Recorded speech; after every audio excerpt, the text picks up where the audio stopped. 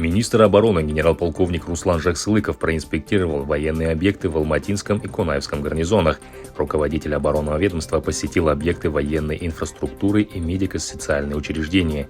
По итогам поездки министр обороны дал ряд поручений по совершенствованию военной инфраструктуры, повышению боевой готовности и улучшению социально-бытовых условий для военнослужащих. В Алма-Аты депутаты парламента посетили Центр миротворческих операций. В учреждении дополнительного образования Министерства обороны КАССЕН с мажилисменами встретился заместитель министра генерал-лейтенант Султан Камалетдинов. При посещении учебного центра Бетемгер гости ознакомились с процессом миротворческой подготовки национального контингента для участия в миссиях ООН, с оснащением военнослужащих, вооружением, военной техникой и имуществом. В Министерстве обороны подвели итоги призывных кампаний 2023 года. Мероприятия были организованы в 2 этапа – весной и осенью. Из 37 тысяч человек более 16 тысяч были направлены в вооруженные силы, 21 тысяч призывников – в воинские части Национальной гвардии, пограничные службы Комитета национальной безопасности, службы государственной охраны и Министерства по чрезвычайным ситуациям. Следует отметить, что в рамках цифровой трансформации местных органов военного управления организовано принятие на воинский учет юношей 17-летнего возраста в проактивном формате. По предварительным данным, в 2024 году приписке подлежат более 170 тысяч человек. Первые парашютные прыжки совершили десантники Кунаевского гарнизона. Боевое крещение приняли солдаты срочной службы десантно-штурмовой бригады. Около 100 молодых десантников совершили прыжки из вертолета Ми-17 с высоты 800 метров на разных типах парашютов. Мотострелки механизированной бригады Тарасского гарнизона поддержали челлендж морских пехотинцев регионального командования «Запад» и военнослужащих столичной бригады Акмолинского гарнизона. Военнослужащие бригады имени Баужана Мумушылы совершили марш-бросок на 24 километра. Забег был приурочен столетию Героя Советского Союза, Халық Кахармана, первого министра обороны Казахстана генерала армии Сагадата Нурмагомбетова, Халық Кахарманы Рахимжану Кошкарбаеву. Участники челленджа дополнили список посвящения именем великого полководца Баужана Мумушылы.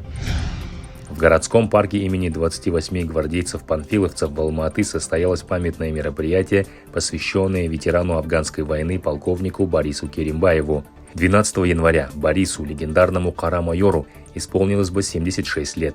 Отдать дань мужеству и героизму воина-интернационалиста собрались курсанты военно-инженерного института радиоэлектроники и связи, воспитанники военно-патриотического движения «Жас-Сарбаз», военнослужащие гарнизона и ветераны вооруженных сил. Участники мероприятия почтили память героя минутой молчания и возложили венки к вечному огню. Армейские спортсмены принимают участие в составе сборной Казахстана на лицензионных чемпионатах Азии по полевой и стендовой стрельбе. Вооруженные силы на соревнованиях представляют служащие Валерий Рахимжан, Юрий Юрков, Эльдар Иманкулов, рядовые срочной службы Ярослав Махнев, Алишер Айсалбаев и младший сержант Асем Оранбай. Перед казахстанскими спортсменами поставлена задача завоевать лицензионные квоты на Олимпиаду в Париже. В индонезийском городе Депок состоялись международные открытые игры по робототехнике First Tech Challenge, где команда Шанрак из Семеи заняла 3-е призовое место по сбору робота-носителя. В составе команды участники детско-юношеского движения «Жас-Сарбаз», Олжас Самархан, Диляра Нурмухамбетова, Ярасыл Канагатов, Тимирхан Абулхан, Радмир Ченспек. Всего в соревнованиях приняли участие 30 команд из Казахстана, Америки, Индонезии, Австралии, Малайзии. Бюст знаменитого казахского полководца Кабанбай-Батыра, выполненный руками военнослужащего войсковой части 27943 Усть-Каменогорского гарнизона капитана Рая Оразбекова, был передан на военную кафедру Восточно-Казахстанского государственного университета имени Сарсена Аманжолова.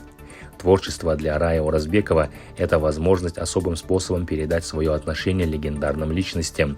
Его работы, посвященные защитникам Отечества, украшают улицы и аллеи города.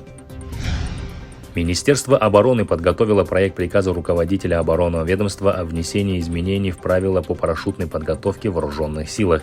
Изменения и дополнения вносятся с целью обеспечения постоянной готовности личного состава, вооружения, военной техники и грузов для выполнения учебно-боевых и специальных задач личным составом подразделений.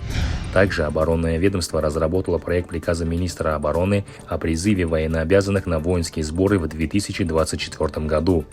Цель сбора – повышение боевой и мобилизационной готовности воинских частей, содержащихся в мирное время в сокращенной численности, подготовка и накопление в запасе военно обученных ресурсов. С полным текстом проектов приказов можно ознакомиться на портале электронного правительства в разделе «Открытая НПА».